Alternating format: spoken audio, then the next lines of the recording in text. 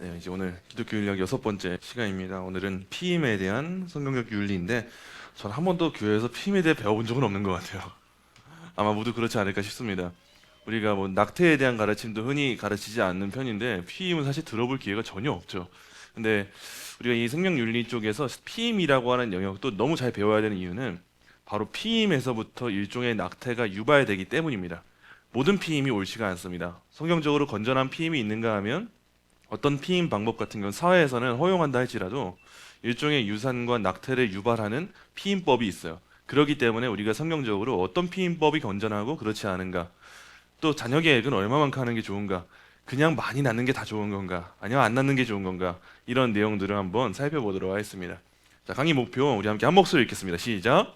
자녀를 경제적 부담으로 여기는 세속적 가치관과 모든 피임을 금기시하는 율법적 태도 사이에서 자녀는 여호와의 기업이자 상급임을 고백하는 성경적 자녀관을 확립하고 수정 자체를 막는 피임과 생명을 파괴하는 낙태적 피임을 구분하는 거룩한 분별력과 위하여 책임을 다하는 청지기적 지혜를 통해 하나님 앞에서 자유하고 책임 있는 가족 계획의 원리를 배운다. 네, 오늘은 결국 핵심은 이겁니다. 가족 계획의 원리. 피임도 이걸 위해서 존재하는 건데 요즘 시대가 갖고 있는 이 세속적 가치관이 어떠한가를 살펴보고 또 피임을 그냥 무조건 금지하는 게 옳은가 이걸 살펴보고 자녀는 어떤 존재인가 살피고 그럼 이 피임을 어떻게 우리가 분별해야 되는가 이 내용을 우리 함께 살펴보도록 하겠습니다. 그럼 현대 사회에선 피임이 아무런 도덕적 문제가 없다, 무조건적으로 문제가 없다라고 가치관이 넘쳐나고 있는데 특히나 왜 그런 가치관이 있는가 볼 때 요즘 세속적인 가치관이 많이 매몰되어 있기 때문이에요. 자녀를 경제적 짐으로 여기거나 행복의 장애물로 간주하는 경우가 참 많습니다. 그래서 자녀라는 것이 마치 아버지와 어머니의 진로를 막고 인생을 막아서 마치 나의 남자로서의 자존심, 여자로서의 자존심을 버리는 것처럼 보여지게 만드는 그 문화가 많이 깔려 있는 것 같아요. 그러면서 원하지 않은 임신의 두려움이 있기 때문에 왜냐? 요즘에는 결혼이 전제되지 않는데도 불구하고 충분히 임신할 수 있는 상황이 많이 드러나고 있잖아요. 그런 것 때문에 피임을 너무 많이 이제 사용하게 되는 문화가 생겨난 것 같아요. 이젠 성교육도 있어서 우리 청소년들에게도 피임 방법을 알려주기까지 하는 그 시대가 됐다는 건 참 안타까운 부분인 것 같습니다. 근데 이렇게 이 가치관을 가지고 있는 이들의 목적이 뭐냐 했을 때 일반 세상 사람들이 살아가고 있는 이 피임에 대한 관점은 성적 자유를 확보하는 것에 있는 것 같아요. 그래서 어떻게 하면 좀 더 자유롭게 조금 더 자유롭게 활보하면서 마음껏 성적 쾌락을 누릴 수 있을까? 여기에 가치를 두기 때문에 피임이 아무렇지 않게 문제가 되지 않는 상황이 된 것 같아요. 근데 반면에 로마 카톨릭을 보면 로마 카톨릭은 피임을 원래는 원천적으로 금지하는 게 로마 카톨릭입니다. 근데 희한하게 제 주변의 카톨릭은 그러지 않은 것 같아요. 원래 카톨릭 신자들은 피임을 악으로 규정해서 이건 부자연스러운 거다, 하나님 주시는 만큼 자녀를 갖는 거다라고 하는 그런 관점을 갖고 있어야 되는데 흔히 우리 주변에서 마주하는 카톨릭 신자들이 어떻습니까? 너무 그냥 방임이에요. 그냥 술, 담배, 신부님들 다 하죠. 원래는 고아원이 항상 그 성당 옆에 있었어요. 왜냐하면 암암리에 암묵적으로 그 신부님들과 수녀님들 사이에서 태어난 아이들을 어디다 맡길 필요가 있으니까 맡겨야 되니까 항상 성당 옆에 붙어 있는 게 고아원이었어요. 항상 그 유럽 문화가 그래요. 다 그렇습니다. 이런 문화가 있다는 거. 로마 카톨릭은 뭐든지 모든 성관계는 반드시 출산의 가능성을 허용해 둬야 된다는 게 원래 카톨릭의 입장이에요. 그렇기 때문에 여성의 생리 주기를 맞춰서 하는 피임법 이것만 자연스러운 거라 여기면서 이런 피임만 허용하는 게 원래 로마 카톨릭의 입장입니다. 근데 일반적인 기독교, 개신교, 복음주의권을 보면은 이런 두 극단을 다 지향합니다. 가족 계획은 신앙적 자유와 청지기직의 영역이라는 것을 관점을 가지고 오늘 함께 살펴볼 거예요. 핵심 질문이 이거예요. 성경적 원리에 따라서 이 자유를 어떻게 책임 있게 사용할 것인가? 그러면 자녀를 하나 낳아야 되나, 둘 낳아야 돼, 셋 낳아야 되나, 피임하면 되나 안 되나? 이 문제를 오늘 살펴보도록 하겠습니다. 자, 먼저 살펴볼 때 우리가 알아야 될 관점은 가장 중요한 건 이건 것 같아요. 성경은 자녀에 대해서 어떻게 말하고 있는가? 성경은 과연 자녀를 짐으로 말하고 있는가? 축복으로 말하고 있는가? 일반적으로 현대 사회에서는 자녀를 세상의 이 경제적 짐으로 보고 있는 것 같아요. 단순하게 자녀 양육을 천문학적 비용으로 환산하면서 부부의 행복을 저해하는 장애물로 여기는 것 같아요. 그래서 항상 뉴스를 보면은 자녀 한 명 낳아 키우는데 몇 억이 든다. 이거 우리 항상 관심 있게 보는 거 아니겠어요? 보통 애한테 이만큼의 매달 지출이 들어간다. 학원비가 이렇다. 나중에 애 크면 뭐 해줘야 된다더라. 결혼 비용 이렇다더라. 이게 세상에 계속 우리한테 주입하고 있는 가치관인 것 같아요. 돈 많이 들어가죠, 맞아요. 돈 많이 들어가는데 단순히 자녀를 그런 경제적 짐으로만 볼 수 있을까 했을 때 그렇지 않다는 거예요.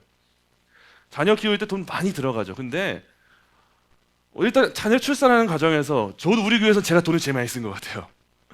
왜 오랫동안 그 신생아 중환 자식이 있으면서 진짜 돈 많이 쓸 수밖에 없었는데 돈 많이 쓴 건 너무 이게 돈으로 따지자면 얼마나 큰 일이겠어요. 근데 우리는 그런 관점으로 자녀를 보는 게 아니잖아요. 단순히 돈이 얼마나 많이 들어가냐 아니냐 이게 아니라 우리는 성경적 가치관을 가지고 자녀가 어떤 존재인지를 봐야 되는데 성경은 뭐라고 말하냐? 여호와의 기업이라고 말합니다. 창세기 1장 28절에 보니까 생육하고 번성하라라고 하는 창조에 대한 명령을 우리한테 주셨어요. 여기서 번성하라는 적극적으로 나라를 의미합니다. 둘이 만나서 못해도 한 명 이상은 낳는 게 좋다. 이걸 의미하는 게 번성하다라고 하는 의미예요. 그래서 2명, 3명 많이 낳을 수 있으면 낳는 게 좋다. 이걸 번성하라라고 하는 용어가 보여져요. 시편 127편 보니까 보라 자식들은 여호와의 기업이다. 굉장히 긍정적인 표현이지 이게 짐이나 이런 암묵적인 그런 안 좋은 표현이 아니에요. 장사의 수중의 화살들, 장사의 손에 붙들린 화살은 굉장히 유용한 거고 좋은 거예요. 그런 식으로 자녀에 대해서 묘사를 하고 있어요. 그리고 마태복음 19장을 보니까 예수님이 어린 아이들을 보시면서 천국이 이런 사람의 것이니라 라고 말씀하세요. 이런 걸 보면은 이제 성경이 어린 아이에 대해서 뭐라고 생각하고 있는지, 어떤 관점으로 보고 있는지 이해할 수가 있는 거예요. 자녀는 짐이 아니라 여호와의 기업이고 소중한 존재다라고 하는 관점을 성경이 우리한테 전해주고 있는 거예요. 그러므로 이제 우리는 피임에 대한 논의를 하기에 앞서서 어디까지나 자녀는 복이고 축복이다. 이 관점은 전제 삼은 상태로 오늘 피임에 대해 보는 거지 그냥 자녀는 너무 힘든 거니까 무조건 피임해야 돼 이 관점이 아니라는 사실을 기억하고 따라오시면 좋을 것 같아요. 이 피임에 대한 논의를 할 때 항상 따라오는 반론이 있는데 그게 뭐냐면 인구 과잉론입니다. 세상에 이렇게 인구가 많은데 좀 태어난 아이를 제한하는 게 좋지 않겠어? 우리나라도 과거에 산하 제한 정책이 있었잖아요. 많이 낳지 말자. 너무 많이 낳았다. 이런 식의 의견들이 많이 등장하는데 성경은 뭐라고 말하는 걸 먼저 주목할 필요가 있어요. 창세기 1장 28절에 보니까 생육하고 번성하여 땅에 충만하라 라고 말씀하셨는데 이 명령 자체는 뭘 말하냐면 이 세상을 하나님이 허락하신 이 생명으로 채우는 것 자체가 일종의 예배 행위라는 걸 말합니다. 하나님의 뜻에 순종하는 것. 그래서 이 안에 많은 사람들을 채우는 것이 하나님 기뻐하시는 일이구나. 이 사실을 전제 삼고 봐야 돼요. 특히나 일반적으로 성도가 자녀를 낳았을 때 자녀는 성도가 되어 불신자가 돼요. 일반적으로는 성도가 됩니다. 그래서 우리가 유아 세례를 베푸는 것도 아직까지 아이의 믿음이 있을지 없을지 모르지만 하나님이 택하신 백성이고 기업이라면 일반적으로 자녀를 양육할 때 그 자녀가 교회에 머물게 되면서 성도가 되잖아요. 그러면서 성도가 특히나 사람들을 낳게 될 때 그 자녀들이 이 세상에 가득하게 된다면 세상은 불신자보다 성도의 수가 많아지게 되면서 더 하나님을 예배하는 아름다운 일들이 생겨나지 않겠습니까? 그래서 과거에 있었던 종교개혁 시대 때나 청교도 시대 때는 전도가 너무 중요하지만 대부분의 전도가 어디서 이루어졌냐? 출산에서 이루어졌어요. 교회가 여러 사람들 끌고 모아와서 부흥케 되기로 했지만 성도들이 많이 자녀를 낳았어요. 그러면서 자연스럽게 교회가 부흥하게 되는 일이 있었다는 거예요. 그렇다면 일단은 적어도 세상 사람들은 뒷전이더라도 우리 성도들에게 자녀를 많이 낳는 일은 이 세상에도 복된 일이지 않겠냐는 거예요. 자, 인구 통계를 계속 가지고 오면서 사람이 이렇게 많은데 피임하는 게 중요하다라고 하는 사람들에게 우리가 진실을 밝혀줘야 돼요. 자, 첫 번째는 뭐냐면 세계는 현재 인구 과잉 시대가 아닙니다, 여러분. 국가가 부유해질수록 출산율은 급격히 하락하고 인구 과잉이 아닌 인구 소멸을 향하고 있어요. 예를 들면 캐나다, 독일, 헝가리, 이탈리아, 일본, 한국. 국가가 부유해질수록 자녀를 덜 낳는데요. 반대로 국가가 가난할수록 아프리카 같은 곳일수록 자녀를 많이 낳는데요. 이게 과거 우리나라에 있었던 일종의 자식 농사 개념인 것 같아요. 자식들한테 씨를 뿌렸을 때 돌아오는 게 있기 때문에 그런 것들을 기대했던 것 같은데 오히려 요즘 시대는 삶의 질이 높아지다 보니까 자녀보다는 가정의 평안과 부부의 사이를 생각하면서 출산율이 떨어지고 있는데 과연 이걸 인구 광이라고 볼 수 있겠는가? 여기서 에러 사항이 생기는 거예요. 이게 진실은 아니라는 거예요. 극히 일부를 보면서 거대한 사실인 것처럼 포장하는데 사실 세계는 인구가 폭발적으로 늘어나기보다 오히려 출산율이 저하되고 있고 우리나라도 마찬가지예요. 부부가 결혼해서 한 명도 낳지 못하는 최근에 0.7명이었던 걸로 기억하는데 출산율이 굉장히 떨어지고 있는데 그랬을 때 이 나라가 어떻게 되겠습니까? 이 나이대 연령별로 인구를 나누게 될 때 노인 고령층만 많아지고 중간 사다리가 무너지게 되고 다음 세대가 없어지게 되는 나라의 미래가 어떻게 되겠어요? 당연히 어려워질 수밖에 없는 건 사실이죠.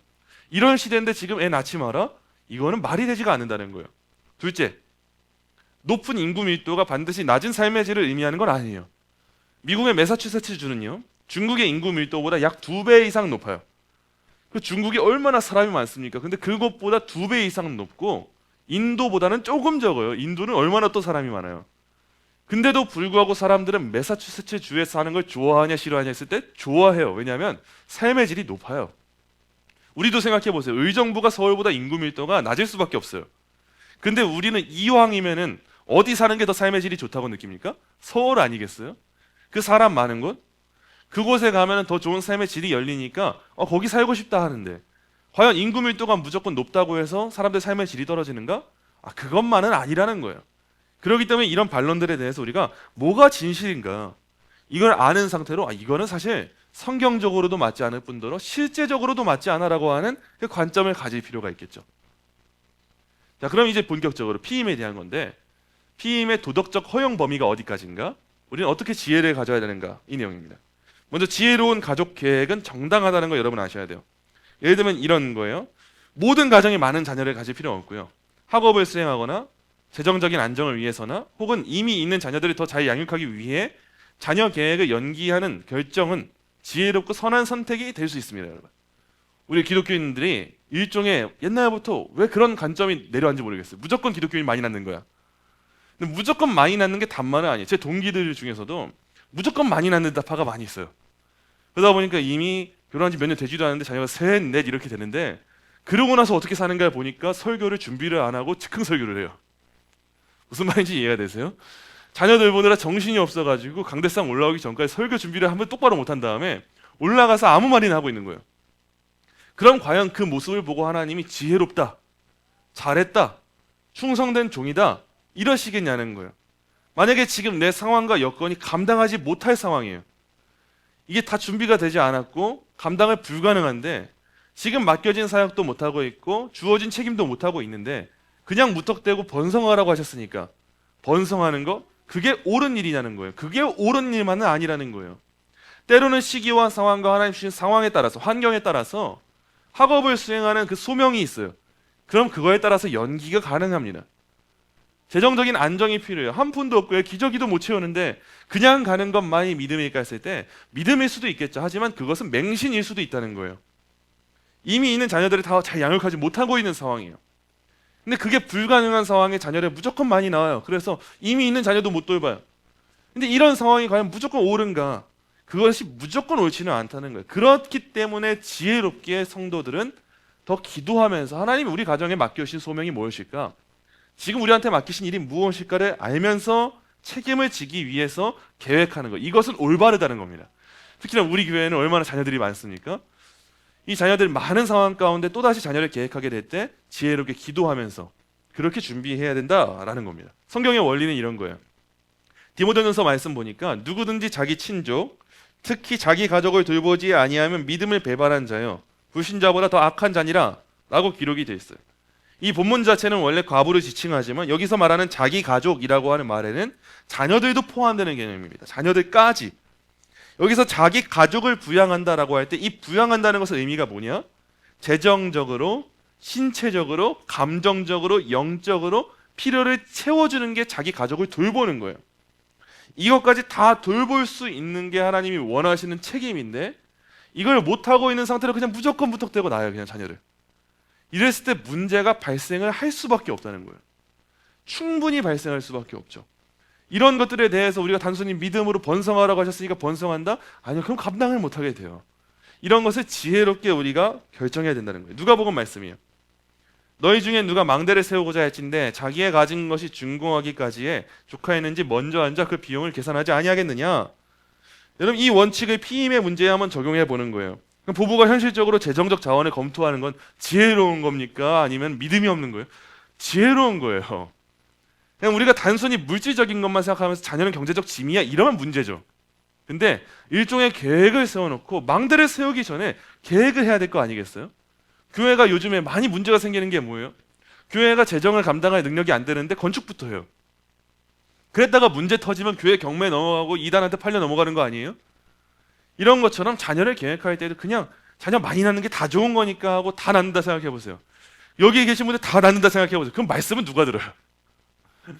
말씀은 누가 듣고 교회 청소는 누가 하고 누가 기도하고 누가 피켓 들고 그러겠어요. 다 지금 애기 보고 있고 다 유아실 있을 텐데 그럼 유아실이 여기까지 해야 되는 거 아니겠어요? 이런 거는 무턱대고 하는 신앙이고, 진정한 신앙은 차분히 계획하고 현실도 고려하면서 일반적인 원리에 따라 가게 되는 것이 일반적인 신앙의 원리라는 거예요. 그렇기 때문에 우리는 어떤 선한 일을 위해서라면 어떤 선한 일은 하지 않기로 결정할 수 있는 자유가 있어요. 모든 것이 가하지만 더욱더 특별히 중요한 그 선한 일을 위해서라면 그것을 위한 선택을 하는 거, 이게 바로 성경의 원리라는 거예요. 자, 이제 피임의 실제적인 구별법이에요. 자, 피임이 흔히 두 가지로 나뉩니다. 자녀를 계획할 때 가장 중요한 게 피임인데, 모든 피임법 그 자체로 잘못된 건 아니에요. 가능한 게 있고 불가능한 게 있어요. 예컨대 가능한 것부터 보시면은 가장 중요한 건 이거예요. 정자와 난자의 결합으로 인한 수정을 방해하는 행위는 가능합니다. 수정 자체를 막는 거예요. 순서를 잘 보셔야 돼요. 수정되는 것 자체를 막는 거. 예를 들면 콘돔을 사용한다거나 살정제, 피임약, 또 남성분들 같은 경우 정관 수술 같은 경우는 우리 남전도 예전에 공동 구매하자고 너무 우리 애를 많이 낳으니까 정관 수술이거나 여성분들은 나팔관 수술하는 거, 이런 수술들은 우리가 권장을 할 수도 있는 이유가 뭐냐? 이렇게 하는 이 피임법 같은 경우에는 정자와 난자가 만나는 일 자체를 못하게 해요. 수정되지 못하게 해요. 이게 핵심적인 이유가, 가장 중요한 이유가 뭐냐? 우리는 생명의 첫 시작을 수정되는 순간으로 봅니다. 이미 수정된 상태인 그 배아를 죽이는 일은 낙태와 다를 바가 없다는 거예요. 근데 그거 자체를 막고 시작하자는 거예요. 그 자체를 막는 행위는 생명을 죽이는 일이 아니기 때문에 성경적 윤리관에 따라서 가능한 피임법이라는 거예요. 근데 반대로 불가능한 피임법이 있어요. 그건 뭐냐? 이미 수정된 배아를 유산시키는 행위예요. 이미 수정됐는데, 이미 배아가 됐는데 그것을 유산시키는 거. 예를 들면 사후피임약이 원래 이런 역할을 합니다. 지금 이 박주민 의원이 발의한 이 모자보건법 개정안이나 지금 다양한 이 낙태법 관련된 법안들을 잘 보시면은 사후피임약을 마음껏 풀어주게 하는 법안을 내세우고 있어요. 이미 일본 같은 경우에는 약국에서 처방 없이 사후피임약을 처방받을 수가 있어요. 그냥 받을 수가 있어요. 살 수가 있어요. 지금 우리나라에서도 그렇고 전 세계적으로 사후피임약의 위험성을 많이 설명해주고 있지 않은데, 이거 사후피임약 일반적으로 여성들의 몸에도 굉장히 좋지 않습니다. 너무 위험한 약이어서 의사 처방 없이 받는다? 이거 굉장한 일이 벌어지는 거예요. 근데 우리 청소년들이 약국 가서 감기약 사는 것처럼 사후피임약 처방받는다 생각해 보세요. 그 어린 나이에 이미 몸이 다 망가지고 지금도 이미 청소년들이 막 두세 개씩 들고 다니고 있다는 거예요. 이런 일이 펼쳐진다면 얼마나 위험한 일이 생기겠어요. 근데 더 중요한 게 뭐냐? 사후피임약이 정말 중요한 거는 이미 수정이 된, 이미 정자와 난자가 수정이 돼서 배아가 되었는데 그 배아가 자궁에 정상적으로 착상되지 못하게 해서 자연적으로 유산되게 만드는 약이 사후피임약이에요. 그렇기 때문에 사후피임약은 사실상 엄밀히 말하자면 그냥 단순한 피임이라는 말이 붙었다고 피임이 아니라 일종의 낙태와 유산을 유발하는 약이라고 할 수가 있는 거예요. 그렇기 때문에 우리는 이것을 허용하고 지향할 수가 없다는 거예요. 또 우리가 많이 알고 있는 게 자궁 내 장치, 흔히 루프 삽입이라고도 합니다. 이 방식을 많은 사람들은 그냥 수정 자체를 막는 거다 이렇게 알고 있는데 그렇지만은 않습니다. 많이 알려져 있지 않은데 이 루프 삽입이라고 하는 게 수정 자체를 막는 게 아니라 자궁벽에 배아가 착상되지 못하도록 막아서 이것 또한 자연적으로 유산되고 낙태될 수 있도록 하는 장치가 이 자궁내 장치라고 하는 장치예요. 그렇기 때문에 우리는 이제 크게 두 가지를 분류하는 거예요. 나누는 원칙은 단순합니다. 결국 수정을 막고 나서 하는 피임이냐, 아니면 수정된 후에 이루어지게 하는 피임이냐, 이거에 따라서 우리는 할 수 있는 피임과 하지 못하는 피임을 나눌 수가 있다는 거예요. 어렵지 않으시죠? 이미 정자와 난자가 만날 수 있게 하느냐, 아니면 애초에 못 만나게 하느냐, 이 관점을 두고 어떤 피임이 가능하고 어떤 피임이 불가능한가, 이거를 우리가 이해할 필요가 있는 거예요. 자, 이런 피임에 대해서 많은 분들이 반대하기도 합니다. 특히나 우리 복음주의권 안에서, 기독교 안에서도 많은 그리스도인들이 피임을 반대하는, 무조건적으로 반대하는 분들이 있는데 그 견해들이 이런 내용이에요. 첫째, 자녀는 복이다. 따라서 우리는 많은 자녀를 가져야 한다. 둘째, 우리는 우리가 얼마나 많은 자녀를 가져야 하는지를 결정하는 것과 관련해 하나님을 신뢰해야 한다. 그냥 주시면 가져야 된다. 그러니까 어떻게든 다 해보자 하는 거죠. 셋째, 피임은 부자연스러운 행위다. 이 잘못된 주장들이 왜 잘못됐는가 하나씩 살펴보도록 할게요. 먼저 첫 번째, 자녀는 복이다.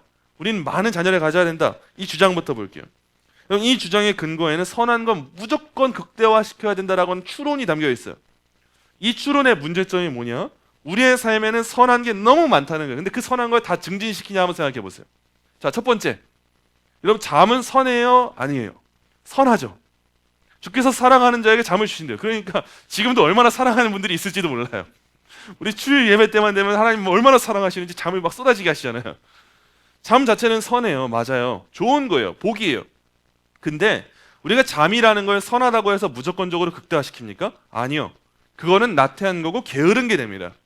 그렇기 때문에 잠이라고 하는 건 일종의 절제가 필요해요. 선한 거여도 절제가 필요해요. 왜냐하면 우리의 인생의 시간이 한정적이에요. 제한되어 있어요. 잠만 자서 되는 인생이 아니란 말이에요. 그래서 잠은 절제해야 돼요. 두 번째, 음식 생각해 보세요. 음식은 그 자체로 선할 수 있죠. 하나님이 우리한테 지혜를 주시고 지식을 주셔서 맛있게 음식을 버무려서 맛있는 것들을 먹게 하셨잖아요. 이거 자체가 문제가 아니에요. 근데 음식 또한 절제되지 않은 상태로 극대화만 시키면은 이건 건강을 해치는 일이 됩니다. 세 번째, 여러분 일은 좋은 거예요. 하나님 우리한테 일할 수 있는 시간을 주시고 은사를 주신 거 너무 좋은 겁니다. 근데 이 일이 너무 극대화돼서 일 중독이 돼서 스트레스를 받고 하나님 예배하는 시간에 빼앗겨버리고 하나님을 잊어버리게 된다? 그럼 그때부터 일은 선한 게 아니라 악한 게 되어버리는 거예요. 자, 그렇다면 이 논리가 받아들여질 수 있겠냐는 거예요. 무조건 자녀는 복이에요. 선이에요. 근데 그렇다고 해서 하나님 무조건 극대화만 시켜라 그러냐는 거예요. 그렇지 않습니다. 여러분 우리는 이걸 꼭 기억해야 돼요. 우리는 제한된 시간과 자원을 하나님의 구체적인 부르심과 은사에 따라서 지혜롭게 배분해야 돼요. 각자에게 주어진 삶이 달라요. 어떤 사람은 아이를 안 가져야 되는 삶이 있을 수도 있는 거예요. 어떤 사람은 한 명의 자녀를 가져야 될 삶이 있는 거예요. 어떤 사람은 2명, 3명, 각자에게 받은 부르심이 다릅니다. 하나님이 어떤 사람에겐 자녀를 돌보는 게 너무 행복하고 잘 돌볼 수 있는 실력을 주시기도 하시고, 또 한 사람은 반대로 어떤 사람들에게는 교회 섬기는 시간을 주시기도 하시고, 반대로 어떤 사람에게는 일할 수 있는 시간을 주시기도 하시고, 각자에게 받은 그 사명이 달라요. 그렇기 때문에 우리는 각자에게 주신 그 제한된 시간 안에서 그래 나는 이만큼의 자녀를 낳아 키우는 게 합당하다. 기도하며 결정하고 그 가운데 순종하는 삶을 살아야 되는 거예요. 그래서 한 명 낳는 게 정답이 아니고 2명, 3명이 정답이 아니에요. 하나님 각자한테 올바른 답을 주셨다라는 겁니다. 자, 두 번째입니다. 자, 우리는 얼마나 많은 자녀를 가져야 하는지 이거를 하나님은 그냥 신뢰해야 된다. 이 주장을 반박해 볼게요. 여러분 하나님은 자기가 창조한 세계의 통상적인 질서를 짓밟지 않으세요. 예컨대 농부를 생각해 보세요. 농부가 밭을 가꿀 때 하나님을 신뢰하기 때문에 잡초를 안 뽑습니까? 아니요. 하나님을 신뢰하더라도 잡초 뽑는 건 농부의 일이에요. 농부가 잡초 뽑지 않고 나는 하나님이 우리의 이 밭을 잘 자라나게 하실 걸 믿어 라고 하면서 잡초를 뽑지 않고 그냥 둬요. 그러면 그 밭은 머지않아 잡초밭이 될 거예요. 자, 부부관계도 생각해 보세요. 부부가 열심히 성관계를 계속해서 맺어요. 그러면서 하나님만 신뢰하겠대요. 그러면은 당연한 결과가 주어지는 거 아니겠어요? 일반적으로 불임이 아닌 이상 그럼 자녀는 계속 주어지는 거 아니겠어요? 답은 정해져 있는 거예요. 이 주장 자체는 하나님 신뢰한다. 그러면 하나님의 신뢰하는 그 방식, 하나님이 어떻게 일하시는가를 알고 신뢰하는 거예요. 일반적인 원리 가운데 하나님이 일하세요. 부부가 열심히 적극적으로 성관계를 맺고 자녀를 계획하면 일반적으로는 자녀가 계속해서 따라오는 거예요. 그게 당연한 건데 그냥 하나님께 맡긴다? 그거는 올바른 행동이 아니라는 거예요. 성경은 피임을 하지 말고 많은 자녀를 하나님께 맡겨라 이런 말이 없습니다. 엄밀하게 말하면 성경은 피임에 대해서 말하고 있는 부분이 없어요. 그렇기 때문에 하나님은 이 영역을 우리한테 맡겨주셨기 때문에 때로는 우리가 다양한 피임 법을 사용하기도 하고 수술을 할 수 있는 것이고 그러면서 자녀 계획을 세우는 거 그렇게 일하도록 하시는 분이 우리 하나님이시다라는 거예요. 셋째입니다. 피임은 부자연스러운 행위다 라고 하는 주장이에요. 하나님 우리한테 자연스러운 거 뭐든지 다 따라라 하지 않으셨어요. 하나님의 명령을 잘 따를 때 무조건 자연스러운 거라고 다 할 수 있는가? 아니요. 그렇지만은 않아요. 하나님 명령을 따라야 돼요. 자연스러운 걸 생각해 보세요. 아까 말했던 잠이라고 하는 본능은 우리한테 자연스러운 거예요. 근데 그렇다고 해서 우리가 평일에 직장에 가 있는 시간 가운데 자도 돼요? 안 되죠. 우리가 예배 시간에 자면 돼요? 안 되죠. 자연스러운 건 우리가 막 팔다리도 움직이고 딴 생각도 하는 거예요. 근데 예배 시간에 말씀 안 듣고 딴 생각하는 게 맞는 겁니까? 아니요. 자연스러운 건 우리가 주말 저녁에 누워서 TV를 보고 있는 게 자연스러운 거예요. 우리는 게으르고 나태하기 때문에. 근데 그 주일 저녁을 말씀을 묵상하고 기도하는 데 전념하는 것은 자연스러운 일이 아니에요. 이거는 본성을 거스르는 일이에요. 우리는 하나님의 명령을 따르기 위해서라면 자연스러운 걸 거스릅니다. 우리 안에 본능적인 욕구가 만약에 성욕이 있다 생각해 보세요. 그 성욕이 자연스럽다고 해서 우리가 길가에서 아무에게나 성폭행을 저지르고 막 성매매를 하고 그럽니까? 아니요. 그러지 않아요. 자연스러운 걸 거슬러야 될 때가 있어요. 예컨대 이런 거예요. 과일나무에 과일이 잘 자라게 하기 위해서는 가지를 쳐줘야 됩니다. 가지를 쳐주지 않으면은 과일이 잘 자라지 못하고 영양분을 잘 공급받지 못해요. 그럼 여기서 가지를 치는 행위는 자연스러운 거를 벗어나는, 하나님을 억압하는 일이에요? 그렇지 않아요. 하나님 우리한테 그런 걸 할 수 있는 질서를 주셨다는 거예요. 당근을 잘 키우기 위해서 당근밭에서 당근을 솎아냅니다. 곡물을 심기 위해서 나무를 베어내기도 합니다. 집을 짓기 위해서 털을 밀기도 해요. 하나님 우리한테 이런 걸 할 수 있도록 시간을 주셨던 거예요. 마찬가지로 임신과 출산도 그런 겁니다. 임신과 출산도 하나님이 우리가 계획하고 활용할 수 있도록, 그걸 통해서 자연스러운 걸 거슬러서 갈 수 있도록 그렇게 만드신 게 바로 이 방식이라는 거예요. 그렇기 때문에 우리는 단순하게 피임하면 안 돼. 이게 아니라 기도하며 올바른 피임을 활용하는 거. 이게 성경적 질서라고 할 수가 있는 거예요. 자, 마지막 결론을 맺어볼게요. 정리를 해볼게요. 자녀를 갖는 게 너무 큰 복인데 이 자녀를 얼마나 가질까 결정하는 게 너무 어려워요. 그러면 적어도 이 세 가지 룰을 기억해 보시면 좋을 것 같아요. 먼저 첫 번째, 시간이에요. 시간 같은 경우 우리가 하나님의 뜻을 알게 될 때 이건 자녀 계획이든 무엇이든 마찬가지입니다. 항상 하나님의 뜻이 뭘까 우리가 항상 기도하는 게 그거잖아요. 이걸 가지고 한번 생각해 보자. 첫 번째, 시간. 조급하지 않게. 하나님의 뜻을 구할 때 조급하면 내 뜻대로 판단하게 되는 경우가 정말 많습니다. 어떤 것도 하지 않고 내 생각에 맞는 대로. 근데 그게 아니에요. 시간을 철저히 가지면서 조급하지 않으면서, 또 자녀 계획은 부부간의 대화가 필요합니다. 누가 갖고 싶다고 하면은 그 부분에 대한 경청도 필요하고요. 누가 어려울 것 같다고 말하면 거기에 대한 대화도 필요하고 타협도 필요해요. 그렇기 때문에 조급하지 않는 그 시간이 필요해요. 둘째, 기도가 필요해요. 부부에게 주신 구체적 소명을 먼저 알아야 돼요. 하나님이 우리 가정에 자녀를 둘 낳는 게 좋게 보실지, 셋 낳는 걸 좋게 보실지, 당장 하나님이 우리한테 모세한테 10계명 돌판 주시는 것 좀 주십니까? 안 주십니다. 그렇기 때문에 기도하면서 뭐가 되겠어요? 눈앞에 갑자기 종이가 딱 펼쳐지고 그러지 않아요. 하나님이 기도하는 가운데 우리 마음 가운데 감동을 주시고 지혜를 주셔서 우리 가정은 지금 이 일을 위해 부름받았고 이 일을 위해 살아가는 것 같아. 그렇다면 지금은 자녀를 이만큼 낳는 게 좋을 것 같아. 아니면 더 낳는 게 좋을 것 같아 라고 하는 지혜를 주십니다. 그 지혜를 갖고 우리는 결정할 때 기도함 가운데 하나님의 뜻을 구할 수가 있게 되는 거예요. 자, 마지막 셋째입니다. 조언을 구해야 돼요. 우리 교회에서도 자주 활용되는 방식인 것 같아요. 특히나 자녀를 계획할 때 목사님 더 나을까요 말까요? 이게 가장 좋은 방식이긴 해요. 사역자를 찾아와서 지금 우리 가정이 어떤 상황일까? 지금 우리 가정이 이 교회를 위해서 할 수 있는 일이 무엇이 있을까? 나을까요 말까요? 고예요 스톱이에요? 고스톱도 아니고 가야 될까요? 말아야 될까요? 이런 것도 굉장히 중요합니다. 그리고 덩달아서 함께 신하고 있는 공동체원들에게도 조언을 듣고 그 가운데 때론 기분 나쁠 수도 있어요. 그렇지만 하나님이 왜 이 말을 나한테 듣게 하셨을까? 때때로 곱씹어서 생각해 볼 필요가 있는 거예요. 지금의 시간도 하나님이 나한테 허락하셨다면 여기에도 나한테 듣게 하신 이유가 있겠구나.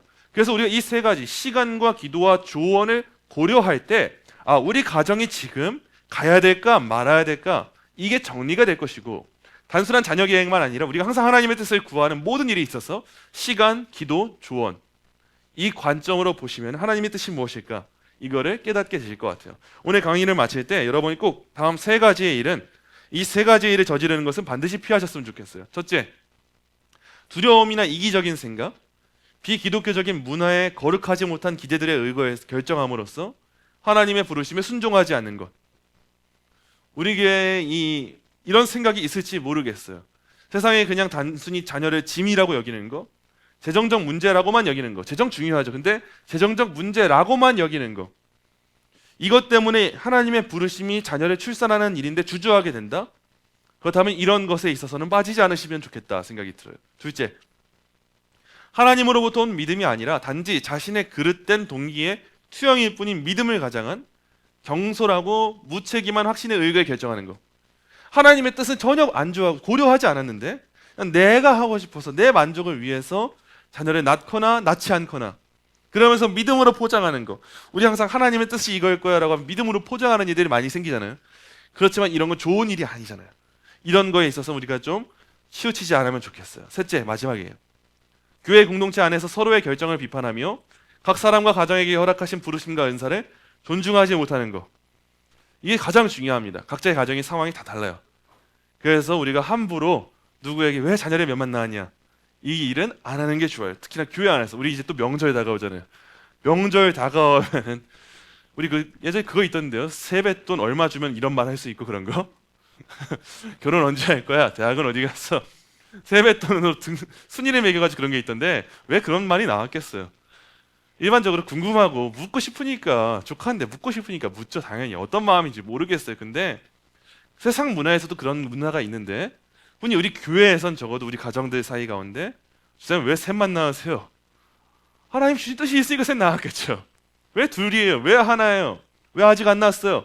이런 식의 발언은 우리가 좀 조심하면 좋을 것 같아요. 각 부부가 하나님이 주신 자유에 따라서 결정할 때 뜻이 있겠구나, 그 안에 결정한 바가 있겠구나 존중하고, 하나님 이 가정이 그 상황 그대로 하나님이 쓰시고자 하는 바대로 쓰임받을 수 있도록 허락해 주시옵소서, 이런 관점으로 바라보고 나아갈 때 우리 교회가 더 건강한 가정관을 갖추고 나아갈 것 같아요. 오늘 나눈 내용 흔히 저는 교회에서 오늘 태어나 처음 들어본 것 같아요. 피임에 대한 거. 교회에서 흔히 들어보지는 못할 만한 주제고 앞으로 언제 할 수 있을까도 모르겠어요. 지금 잠깐 우리 아이들 밑에 있으니까 했는데 우리 애들이 다 있는데 뭐 피임에 대해 뭘 말하겠어요. 근데 나중에도 항상 이 기준들을 기억하시면서 결국 중요한 거예요. 하나님이 우리 가정에 요구하신 바가 무엇일까? 하나님의 뜻은 무엇일까? 이걸 고려하면서 하나님이 나한테 이런 사명 주셨구나, 이 믿음 갖고 나아가는 저와 여러분 또 우리 교회가 되기를 간절히 소망합니다. 우리 이어서 두 번째로 기도하겠습니다. 이 시간 우리 나라를 위해 기도할 때 하나님 이 땅에 만연한 생명 경식 풍조를 막아주시고 태아의 생명을 위협하는 악한 법안들이 폐지되게 하여 주시옵소서. 성도들이 피임을 결정할 때에도 뱃속의 생명을 해하는 낙태적 방식을 거절하게 하시고, 특히 박주민 의원이 발의한 이 낙태죄 전면 폐지를 골자로 하는 모자보건법 개정안을 주님 막아주시옵소서. 태아의 생명을 위협하고 무분별한 낙태를 조장할 수 있는 이 법안이 통과되지 않게 하시고, 이 나라의 위정자들이 가장 작고 연약한 태아의 생명부터 존중하고 보호하는 법을 세우게 하여 주시옵소서. 이 시간 우리 함께 한마음 가지고 기도하도록 하겠습니다. 기도합니다. 하나님, 이 시간 이 나라를 위하여 기도합니다. 하나님, 이 나라가 계속하여서 하나님이 허락하시는 생명을 경히 여기고 이 생명의 가치를 온전히 이해하지 못하고 생명이 아닌 그릇된 인권을 향하여 법안을 제정하고자 하는 시도가 지속되고 있습니다. 하나님, 이러한 이 나라의 실정을 긍휼히 여겨주시옵소서. 하나님, 긍휼히 여겨주시옵소서. 스스로의 힘으로 어떤 것도 할 수 없는 그 가장 작고 연약한 생명이 지금 이 시간에도 말없이 목숨을 잃어가고 있는 이 시대 가운데 그냥 악한 법에 지속적으로 발휘되고 있을 때 그 법안을 막아주시고, 기도하는 우리 한국교회 성도들이 적극적으로 관심을 가지고 행동하여서 생명을 지키는 사역, 이 많은 이 시대의 영혼들을 살리는 만큼이나 육체들을 살리는 그 사역에 있어서도 쓰임받게 될 수 있도록 은혜 허락하여 주시옵소서. 주님, 이렇게 악한 법안이 발의가 될 때마다 교회들이 깨어서 기도하기를 쉬지 않게 하시고, 교회가 더욱더 생명의 가치를 이 세상 가운데 밝히 드러내 보이게 하시고, 이 생명으로 말미암은 열매가 얼마나 고귀한 것인가 교회를 통해 증언할 수 있도록 인도하여 주시옵소서. 주님, 위정자들이 하나님을 두려워하게 하여 주시옵소서.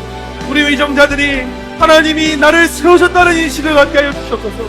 주님, 위정자들이 교회를 해하고 생명을 해하고 가정을 해야 하는 법안을 발의할 것이 아니라 진정한 공의와 정의를, 그 자비를 위하여 일할 수 있기 원하오니, 주님, 때로는 이들을 치기도 하시고 때로는 이들을 옳은 길로 인도하기도 하셨어. 이 나라와 민족이 하나님 기뻐하시는 모양으로 그 모습으로 향할 수 있도록 은혜 허락하여 주시옵소서. 하나님, 이 시대 가운데 여전히 일하고 계신 하나님을 신뢰합니다. 그 하나님을 신뢰함 가운데 믿음으로 나아가오. 주님, 이 시대를 지켜 보호하여 주시옵소서.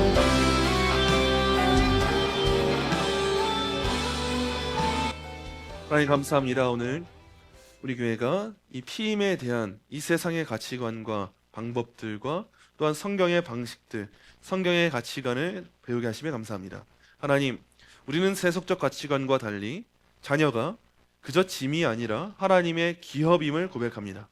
우리 자녀를 허락하신 것이 나의 인생을 가로막는 방해물이요 장애물이 아니고 나를 피곤하고 지치게 만드는 존재가 아니고 하나님께서 귀하게 허락하신 존재임을 늘 기억하여서 언제나 이 자녀를 청지기적 정신으로 맡겨 키울 수 있는, 맡아 키울 수 있는 우리 동행교회의 모든 부모 세대 될 수 있도록 인도하여 주시옵소서.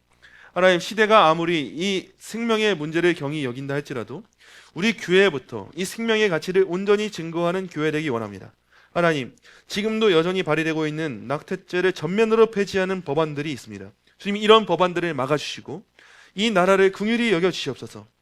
이 나라의 젊은 세대들과 이 나라의 기성세대들이 더욱더 깨어있어서 생명을 죽이는 법안에 동조할 것이 아니라 생명을 살리는 법안에 동조하게 하시고, 위정자들이 하나님을 두려워하여서 작고 연약한 말도 하지 못하는 우리 태아의 생명부터 귀하게 여기고 보호할 수 있는 그 건전한 법안들이 발휘될 수 있도록 은혜 허락하여 주시옵소서.